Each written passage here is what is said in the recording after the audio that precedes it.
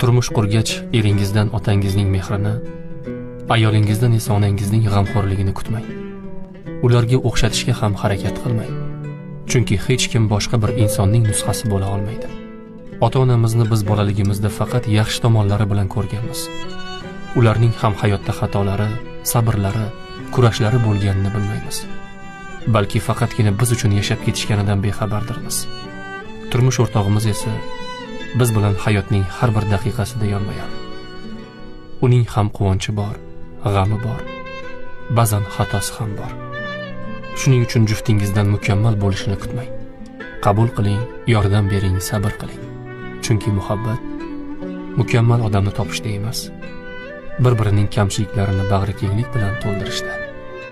Baxtli oila qurish bir-biringizni qabul qilishdan boshlanadi. Likey